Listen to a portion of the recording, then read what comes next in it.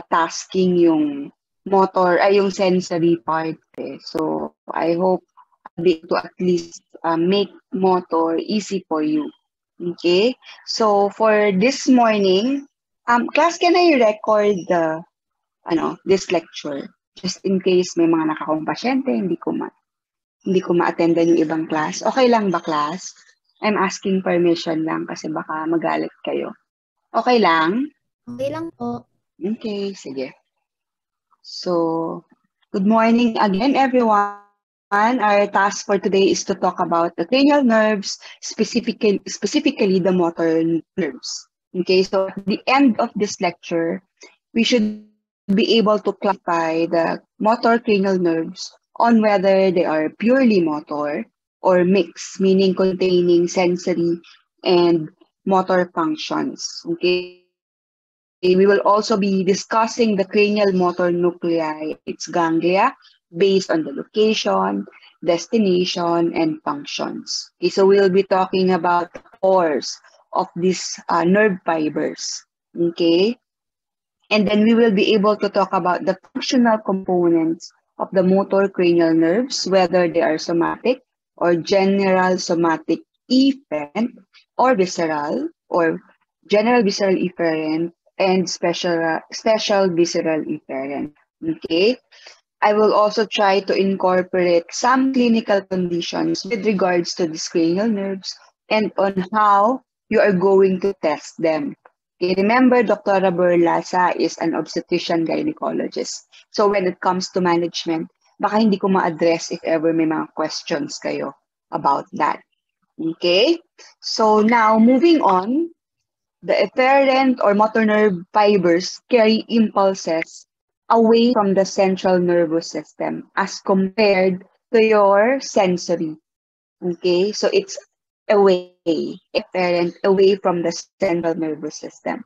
Okay, the sensory nervous system is the afferent.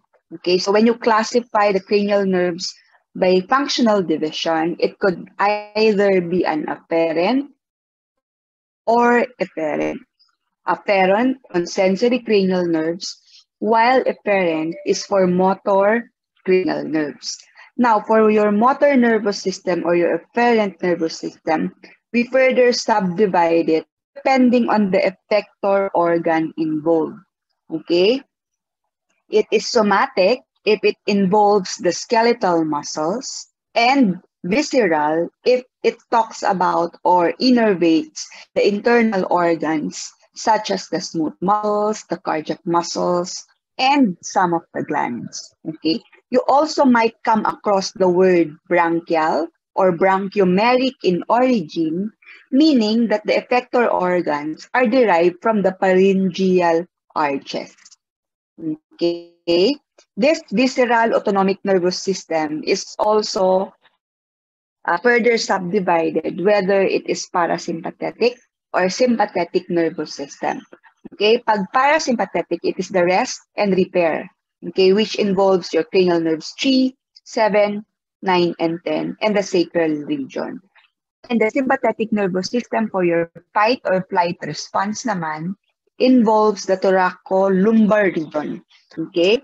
So for you to be able to understand, since this is your first lecture, wala pa tayo with Dr. Delisay, we will be defining some terms. Okay? So like that of what is a nuclei or what is nucleus, which is a mass of gray matter of group of cells, cell bodies of neurons in the central nervous system. Okay, so mamaya, yan ang magiging task natin or objective natin, ang pag-usapan ang iba-ibang nuclei, okay, ng ating cranial nerve, specifically the motor part.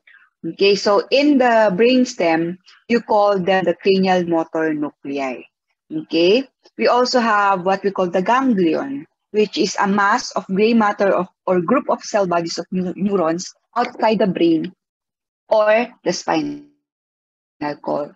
We call them the cranial motor ganglia because they are situated along the course of the efferent nerve fibers of the autonomic pathway, relaying the motor impulse from the brainstem to the effector organ. Okay, like what I have told you, kapag sinabi nating efferent or motor is away from the central nervous system.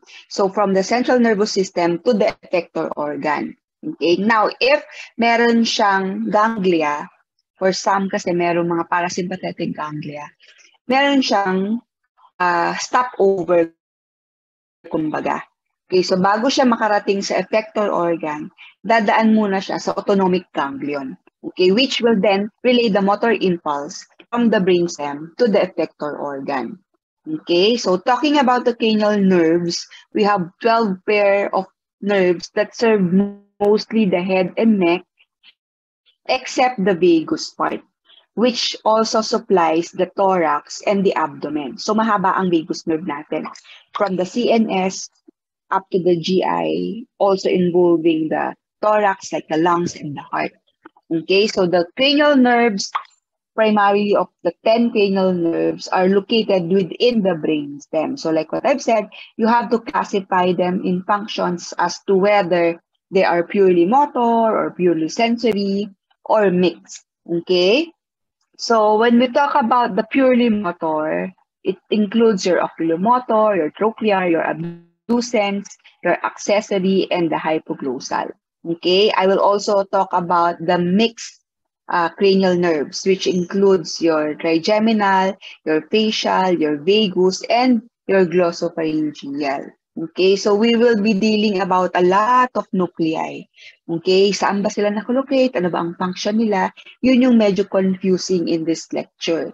Okay, so as not to confuse you or to help you in organizing your thoughts with regards to the motor nuclei, you can divide this motor nuclei into 3 groups, whether they are somatic or those affecting the skeletal muscles, or whether they are visceral. Pag sinabing visceral, it contains parasympathetic functions, meaning it has a ganglion. Okay, or brachial naman, like that of your trigeminal, facial, nucleus ambiguous, and accessory, supplying those derived from the pharyngeal arches. Okay, so that is how you're going to organize your thoughts. Okay, in the laboratory, you should be able to identify kung nasaan yung nucleus. Okay, so for example, identify the pointed arrow, the arrow in pointer, and then pwedeng i-side question in what is the function or what is the functional component.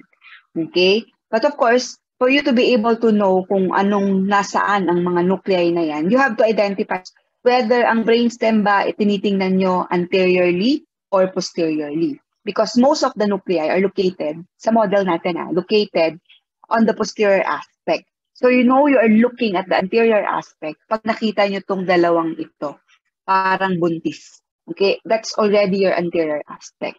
When you look at the posterior portion, of course, doon nyo na makikita yung different nuclei involved sa ating mga cranial nerves.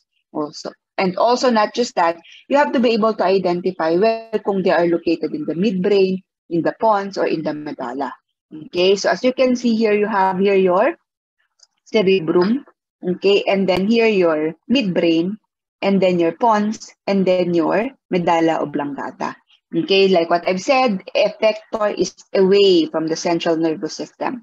So yung axons, yung nuclei, pwede nyong makita all throughout, coming from the cerebrum, and then out into the medulla oblongata, into the spinal cord. Okay, kasi nga away from the central nervous system. Okay? So now, when you specifically want to identify kung saan yung nerve, then you have to know kung saan siya sa major part of the brainstem or of the central nervous system. Like, for example, in the midbrain, specifically the motor and the trochlear nerve, the pons, the trigeminal, the abducens, and the facial. And in the medulla, the glossopharyngeal, the vagus, the accessory, and the hypoglossal. Okay, so you'll be able to see the axons or the fibers or the rootlets on the anterior portion. Okay, rootlets of the axons or fibers of the optic nerve, the optic tract, depende. Basta nasa anterior portion siya when you look at the model. Okay, and now pag binaliktad mo siya on the posterior part, nandun na yung mga nuclei na pag-uusapan natin. Okay, so when we talk about the functional classifications, of course, you have to identify first yung mga neurons, yung mga motor neurons. Okay? So yung motor neurons, it is the one responsible to send impulses towards the effector organs, either a muscle or gland. Okay, they are called the lower motor neurons, which are located at the brainstem nuclei or at the anterior horn of the spinal cord. Okay, the motor association or the internuncial neurons will carry impulses from one motor neuron to the other. Usually, you see them sa spinal cord. Okay? Now, like what I've said, away from the central nervous system, the motor nuclei of the cranial nerves will receive impulses from the cerebral cortex through the corticonuclear fibers. Okay, these fibers originate from the pyramidal cells in the inferior part of the precentral gyrus or the area form. Okay, because that is the motor area of the brain. Okay, the corticonuclear fibers will then descend to the corona radiata and genu of the internal capsule. Okay, so they pass through the midbrain, medial to the corticospinal fibers of the basal area of the brainstem. Okay, and then they will synapse to the lower motor neurons with the cranial nerve or with internuncial neurons, depending kung what type of effector organs. Okay, so this one will be your first order neuron, and then the second order neuron, and then eventually to the effector organ. Okay, so from the cerebral cortex to the brainstem nuclei to the effector organ. Or if this contains your parasympathetic nerves fibers, then it will have an autonomic ganglion. Kaya yung ibang nerves merong third order neuron or N3. Okay? So that is how the pathway of your motor cranial nerve will be. Okay? So again, when we talk about functional components, it's either somatic or visceral. Somatic, general lang siya, supplying the skeletal muscles of the myotonic origin, or visceral could either be general or special. General to the smooth muscles, cardiac muscles, and glands, or special to the skeletal muscles of the brain branchiomeric origin, or the muscles of facial expression, mastication, phonation, and deglutition. Okay, so this table will just tell you the different functions, both for the sensory and the motor. Okay, para mas madali. Okay, now let us proceed to the hard part or medyo confusing part, and that will be the different nuclei. Now you know yung course ng pathway ng motor nuclei or motor nucleus. Now you know the different nerves. This time, let's look into the different nuclei and kung nasaan ba siya. Okay, for the purely motor, you have your oculomotor, your trochlear, your abducens, your accessory, and your hypoglossal. Okay, so moving on, let's talk about the oculomotor nerve. Okay, for the oculomotor nerve, dalawa siya. You have the main oculomotor nerve, which lies at the level of the superior colliculus and supply all the extrinsic muscles of the eye except the superior oblique and the lateral rectus. Okay, like what I've said, you have to know the course at kung saan nanggagaling. Okay, yung mga informations. Okay, or yung mga stimulus. Okay, the outgoing nerve fiber will pass anteriorly to the red nucleus and emerges at the anterior surface of the midbrain or interpeduncular fossa, and then into the superior colliculus. Okay, so it receives information from the cerebral hemisphere, tectobulbar fibers from the superior colliculus or the visual cortex, and the medial longitudinal fasciculus, which is also connected to the cranial nerves 4, 6, and 8. Okay, so when you cut the brainstem, you'll be able to see the oculomotor nucleus and the Edinger-Westphal nucleus. Ano ba tong Edinger-Westphal nucleus na to? It's the accessory parasympathetic nucleus of the oculomotor nerve. Okay, kasi nga dalawa sila, di ba? It is located posterior to the main oculomotor nucleus, as you have seen a while ago. And it synapses with the ciliary ganglion and goes ganglionic fibers, and then into the short ciliary nerves to the constrictor pupillae of the iris and the ciliary muscle. Okay, so again, this is the location of your Edinger-Westphal nucleus. Okay, now what would be the course of this oculomotor nerve? Okay, so it originates in the midbrain at the level of the superior colliculus, and then it will extend through the cavernous sinus and enter the orbit via the superior orbital fissure, coming, of course, into the Brodmann area 8, as you can see here. Okay, so when you look at the midbrain, you'll be able to appreciate that the somatic efferent axons of the oculomotor nerve originates in that area, or what we call the oculomotor nerve complex. Okay, the Edinger-Westphal nucleus is also located at the midbrain, and then the parasympathetic fibers will originate from that area as well. Okay, so here you'll be able to see the oculomotor nucleus and the Edinger-Westphal nucleus. Okay, so they will travel through the red nucleus and will emerge from the ventral midbrain, medial to the crus cerebri. Okay, so these nerve fibers will travel to the cavernous sinus along with other nerves like your trochlear nerve, your ophthalmic nerve. Okay, and then they will separate. Okay, pagdating sa sphenoid bone, paglabas niya sa orbit, magsiseparate na siya into different divisions. And dalawa primarily. You have the superior division, as you can see by the moving arrow, and the inferior division. Okay, the somatic efferent oculomotor nerve fibers, again, will enter into your superior orbital fissure. Okay, yung mga butas, mapag-aaralan nyo yan when you go to your gross lecture, yung sa skull, when you look into the skull. Okay, so majority of your extraocular muscles are innervated by the component of the oculomotor nerve. The superior division will innervate the superior rectus, the levator palpebral superioris, whereas the inferior division will innervate the medial rectus, the inferior rectus, as you can see here, and the inferior oblique. Okay, now, the Edinger-Westphal or the parasympathetic fibers eventually will branch off from the main nerve, okay, specifically from the nerve innervating the inferior oblique muscle, as you can see here. Okay, sa inferior oblique muscle, makikita nyo, yung axons niya magiging dalawa.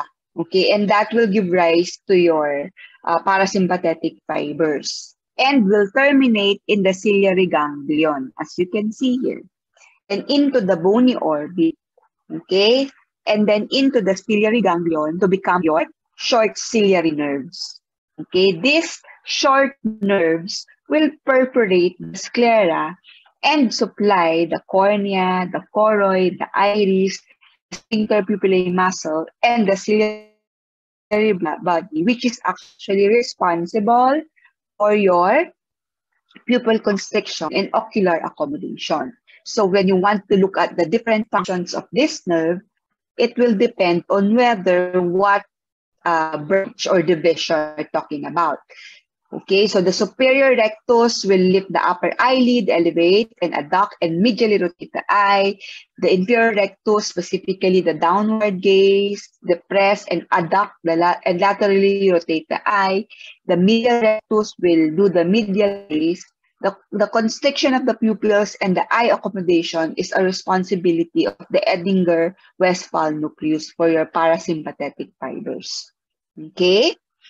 So now moving on to your trochlear nerve, okay, which is the nucleus of this trochlear nerve is situated in the anterior part of the gray matter.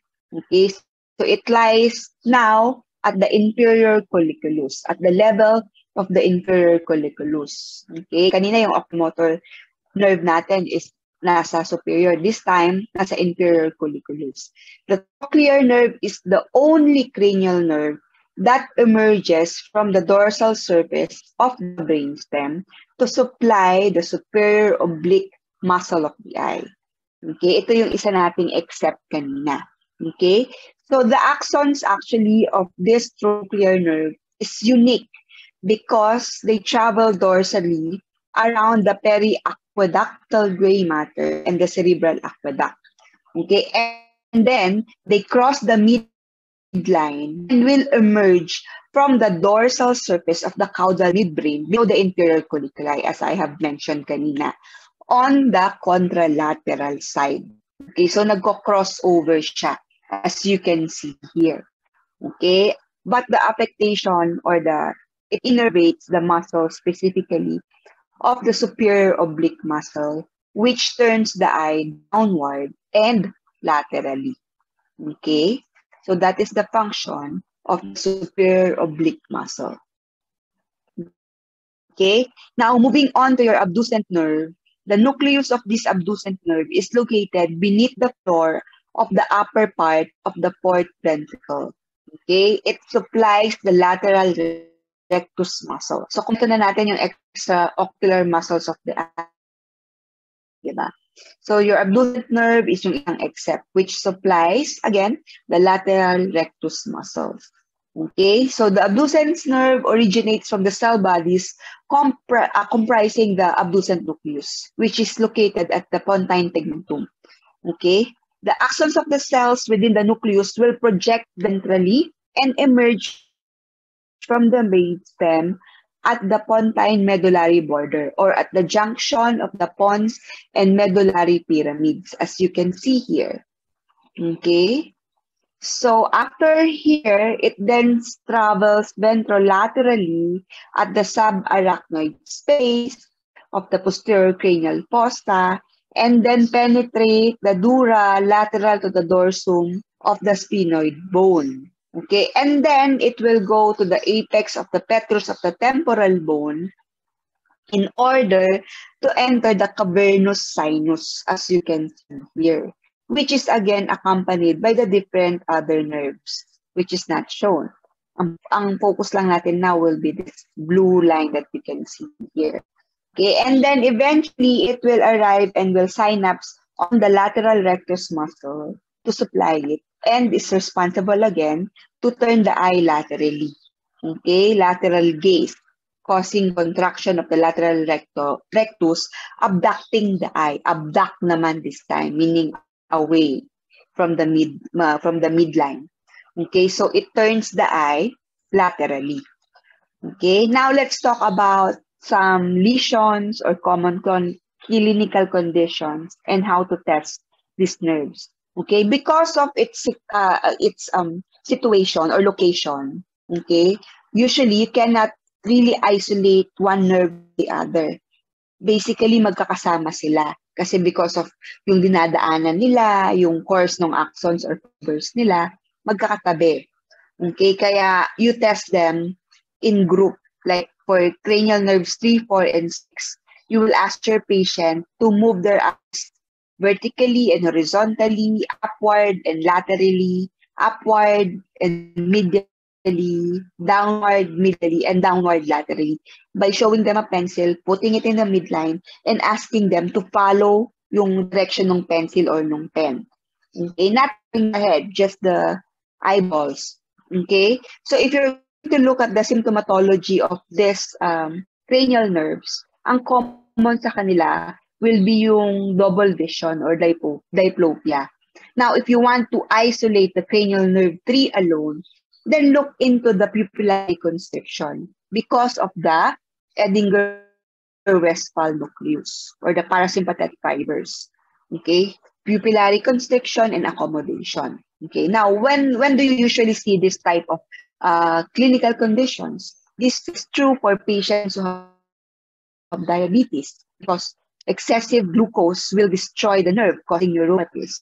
Or most commonly, vascular diseases, like for patients who have uncontrolled hypertension, or for patients who had vehicular accidents, okay, injuring the skull or primarily the head, okay, or for patients who have pituitary tumors, which are actually not common, or patients with raised intracranial pressures, which is common sa mga bata, and also the cavernous sinus syndrome, which is actually common because of or secondary to infections, okay, or what we call the cavernous sinus thrombosis, which results from the infections in the orbit, nasal sinuses, and superior part of the face.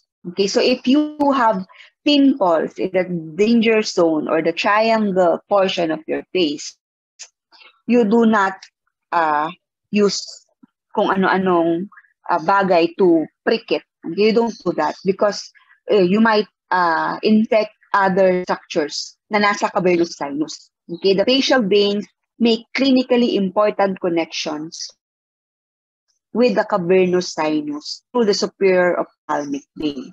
So what are the structures that might be affected? It could be your cranial nerves 3, 4, and 6, plus the ophthalmic and maxillary divisions of your cranial nerve 5 and internal carotid artery. So yun yung mga pwedeng maapektuhan. You can see here. Again, because they are located in that same area or in the cavernous sinus. Okay? So lahat yan kakasama kapag naapektuhan. Okay? Now, let's move on to your accessory nerve or to the accessory nerve. Okay, this accessory nerve is actually unique because it is formed by the union of cranial and spinal root. Okay, so the spinal accessory nerve is composed of your spinal roots, which arises from the motor neurons in the first through the fifth cervical segments of the spinal cord. Okay, the rootlet branch from the lateral surface of the spinal cord and will join together and ascend through the foramen magnum into the cranial cavity, now as a single nerve. Okay, so meron siyang cranial at meron siyang spinal root. The cranial root is formed from the axons of the nerve cells of the nucleus ambiguus. Okay, it will emerge from the anterior surface of the medulla between the olive and inferior cerebellar peduncle. Now, the spinal root, on the other hand, again, like what I have mentioned, is formed from the motor neurons in the first to fifth cervical vertebrae of the spinal cord. And then they will join together and ascend into the foramen magnum and then into the cranial cavity as a single nerve. Okay? So from the jugular foramen, the spinal accessory nerve will descend to innervate the trapezius and the sternocleidoid muscles. Okay? So yun yung kanyang function. It functions sa motor part to supply the trapezius and the sternocleidomastoid muscle to bring about also the movement of the soft palate, the pharynx, and the larynx because of its cranial roots, and primarily the movement of the muscles of the neck, the SCM, and the trapezius. Okay? So now when you want to test your patients for your cranial nerve 11, you would want to ask him or her to turn the head to one side against resistance. So for example, my hand is the examining hand. My head is the patient's head. You will put your examining hand into the face of your patient and ask your patient to get the force being placed by your examining hand. So, didiinan nyo itong part na to, and then your patient naman will contradict the force of your examining hand. Okay? The weakness in turning the head towards the opposite side and shrugging the shoulder on the side could be a possibility of a cranial nerve 11 injury. So that's how you test your cranial nerve. Kasi primarily the SCM and the trapezius. Okay? Now, proceeding to your hypoglossal nerve, which is situated close to the midline, immediately beneath the floor of the lower part of the fourth ventricle. So if you're going to look at in this area, you'll be able to appreciate the cavity, which is the fourth ventricle. Okay? So it passes anteriorly through the medulla and emerges in the series of in the groove again between the pyramid and olive and exits the skull via the hypoglossal canal. Okay, so nasa isang butas lang sila kumbaga, magkakasama sila. So ang function niya primarily on the muscles of the tongue, controls the movement and shape of the tongue. Your hypoglossus, your styloglossus, and your genioglossus muscles. The only tongue muscle not innervated by the hypoglossal nerve is the palatoglossus, which is innervated by the vagus nerve. Okay? So, except ang palatoglossus when we talk about the hypoglossal nerve. Okay? Are we good, class? Okay. Now, let's proceed to your mixed nerves or those containing sensory and motor neurons. Okay, which includes your trigeminal, your facial, your vagus, and your glossopharyngeal. I will just focus on the motor component. I'll give you an overview of the sensory, but emphasizing more on the motor component because I don't want to preempt the lecture of Dr. Dalisay. Okay, so the trigeminal nerve is a mixed nerve, okay, containing the afferent fibers and the efferent fibers. So it originates from the nuclei in the brainstem and the spinal cord, okay, which includes principal sensory nucleus, the spinal nucleus, and the mesencephalic nucleus of the trigeminal nerve, as well as the motor nucleus. Okay. Now, the cranial nerve 5 will form the trigeminal ganglion near the apex part of the petrous part of temporal bone. Okay, so paglabas niya sa labas, meron na siyang 3 divisions. Okay, paglabas niya sa temporal bone, if you're going to look at my face, yung temporal bone is nandito sa area. Paglabas sa face mo, 3 ang divisions niya, the ophthalmic, the maxillary, and the mandibular divisions. Okay, this one is showing you the different nuclei of your trigeminal nerve.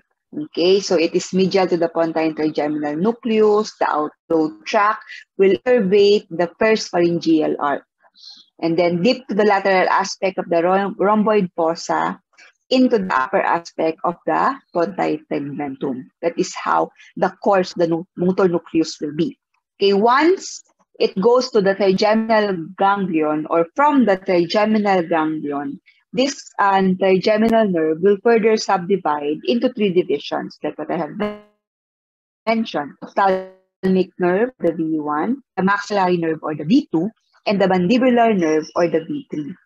Okay, the ophthalmic division will exit the skull through the superior orbital fissure, the maxillary through the foramen rotundum, and the mandibular nerve via the foramen ovale. Again, don't be overwhelmed. This will be discussed further in your gross lecture. Okay?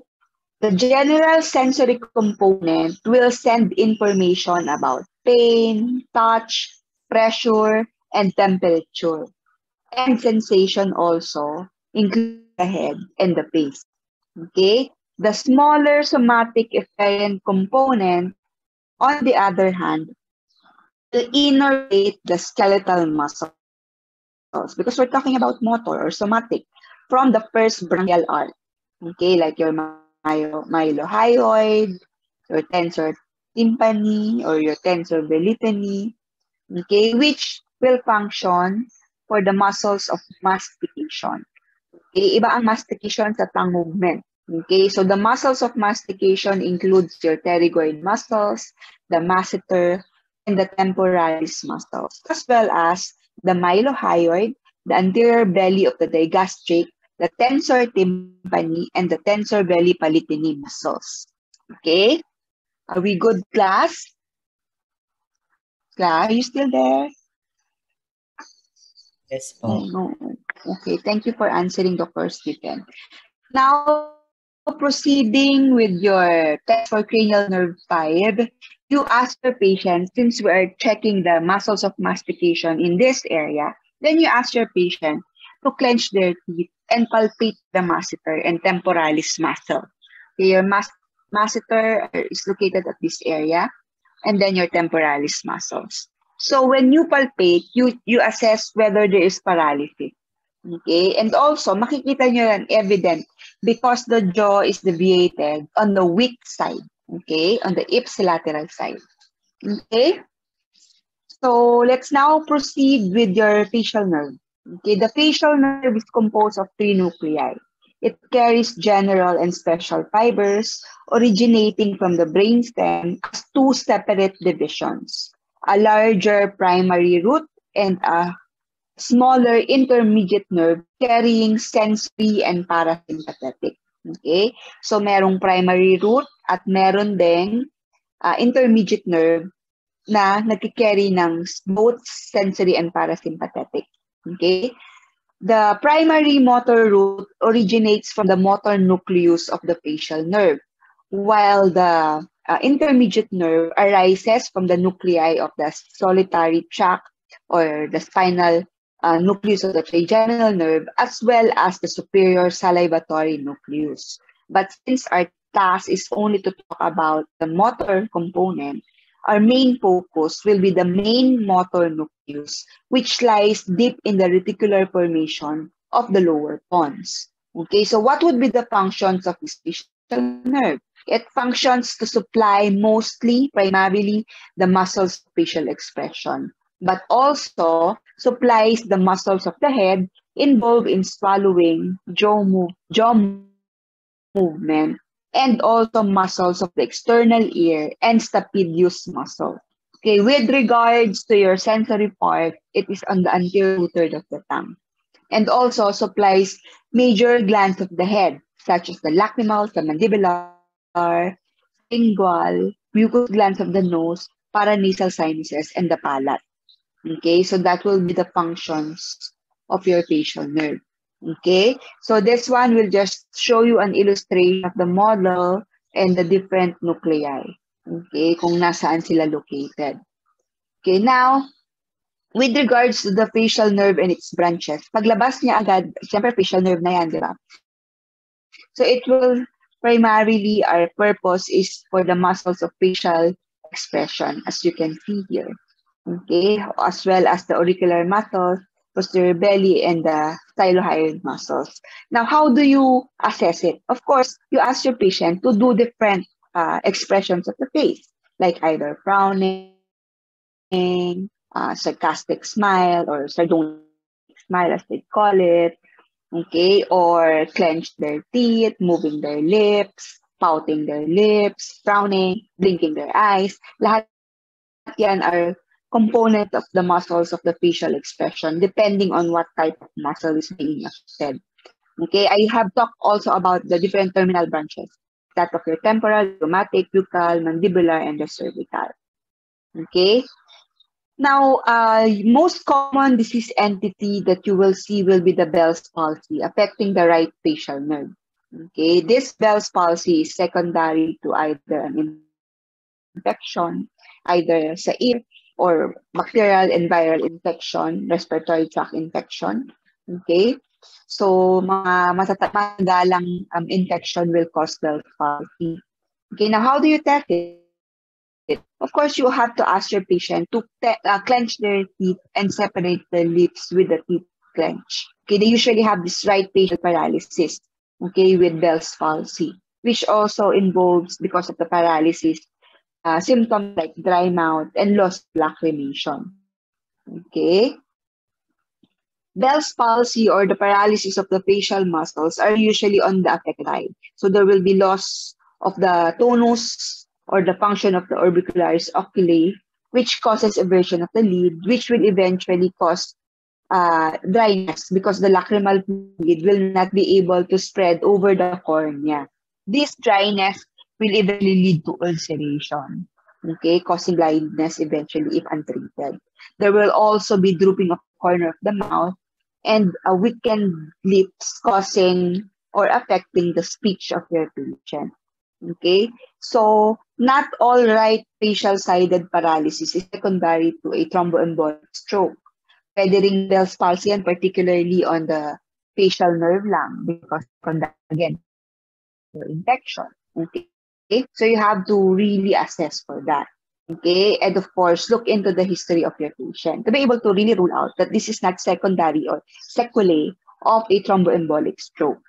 Okay, now let's proceed with the pinakamahabang nerve, like what I have mentioned, and that is your vagus nerve. Okay, the vagus nerve contains your four nuclei. Okay, the dorsal motor nucleus, the nucleus ambiguous, the solitary nucleus, and the spinal trigeminal nucleus. Sensory functions of this nerve will be discussed further in your sensory cranial motor nerves lecture. Okay, the most, or what we're going to focus on will be the motor nuclei, which contains the dorsal motor nucleus, your nucleus ambiguous. The dorsal motor nucleus will supply the parasympathetic efferents primarily to the gastrointestinal tract and the lungs. Also, the nucleus ambiguous will supply the muscles of the soft palate, the pharynx, and the larynx, and also will give rise to the preganglionic parasympathetic neurons for the heart. Okay, so if you're going to look at the cases of stroke in our patients, yung mga inatake sa puso, okay, sasabihin ng mga kamag-anak niyan, ay naku doktora, nakita po siya sa CR, nakabulagta. Okay, because yung pala, nagpupo sila, so na-stimulate yung vagus nerve nila. Okay? So, kaya sila inatake sa puso. Because this vagus nerve, which is also seen in the GI system, affected the neurons for the heart, causing, syncope and eventually problems. Okay? Or stroke. Okay? So, this one will just show you an illustration of the model that you have to see sa laboratory part. This will be discussed further, I think, by Dr. Matthews. Okay? This illustration will just show you how long really your vagus nerve is. Okay, imagine from this pharyngeal branch or the superior and inferior sensory ganglia of the vagus nerve coming from the above, going down, affect your lungs, your heart, and the GI system. Okay, but our main focus will be the main motor nucleus, which functions to constrict the muscles of pharynx, the intrinsic muscles of the larynx. Okay? Now, on to my last two. Okay? Yung vagus nerve, when it's affected because of the function, will have the hoarseness of voice, difficulty swallowing, of course, gag reflex as well. Okay? And then we have the glossopharyngeal, my last actually, not the last two, but the last part or last nerve that we'll talk about will be the glossopharyngeal, which also contains 4 nuclei. And that includes your ambiguous nucleus, your inferior salivary nucleus, the spinal nucleus of the trigeminal nerve, and the solitary nucleus. Okay, this glossopharyngeal nerve originates from the brainstem and leaves the skull to the jugular foramen. Okay, so yan yung mga nucleus that you'll be able to see.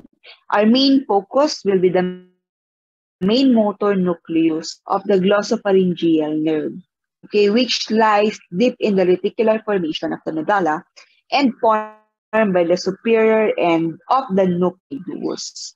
Okay, this nucleus ambiguous is deep in the medullary reticular formation. The nucleus is also common sa vagus nerve and sa accessory nerve. Okay, it provides motor innervation to the muscles of the soft palate, the pharynx, the larynx, and the upper part of the esophagus. Okay, and also the motor innervation will supply the stylopharyngeus muscle and the superior pharyngeal constrictor muscle. Okay, so the motor fibers will, the special visceral efferent typically for your stylopharyngeus muscle and pharyngeal constrictors, while the general visceral efferent is for the parotid gland. Okay, di ba kanina napag-usapan natin kung sino nagsusupply majority of the glands, except the parotid gland, because it is being supplied by the ambiguous nucleus of the vagus nerve. Okay, which is a general visceral efferent function of your vagus nerve. Okay, so functions, pharyngeal muscles, it acts to shorten and widen the pharynx and larynx during swallowing. Okay, now we test both the cranial nerves 9 and 10 by doing gag reflex. Okay, when you do gag reflex, you get tongue depressor and try to touch the uvula as well as the lateral wall of the pharynx. So both will elicit, if there is an injury, both will elicit loss of gag reflex. Okay, both will have difficulty in swallowing. Okay, but primarily for your cranial nerve 10, because of the constrictor muscles, it will cause hoarseness, okay, or dysphonia, and as well as sagging of the palatal arch and deviation of the uvula. Okay, remember, the isolated lesions of glossopharyngeal nerve are usually rare. Again, because of the course of both the cranial nerves 9 and 10. Okay? Now, in summary, the following tables that I will show you will just help you out, especially on attacking recall type of questions for memory work, memorization.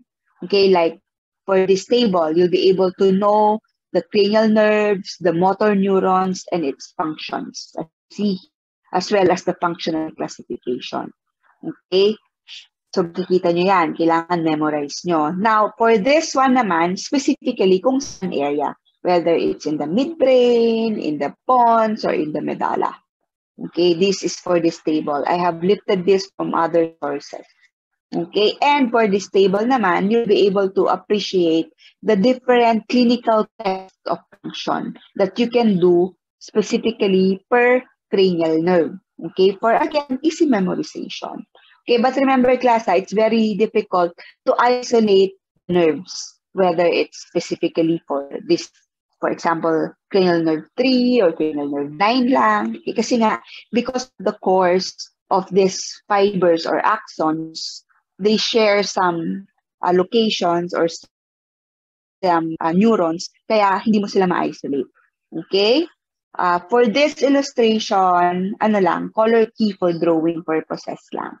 Para it would be easier for you to identify whether they are located in the midbrain, pons, or medulla, or superior colliculus ba yan, or inferior colliculus area ba yan.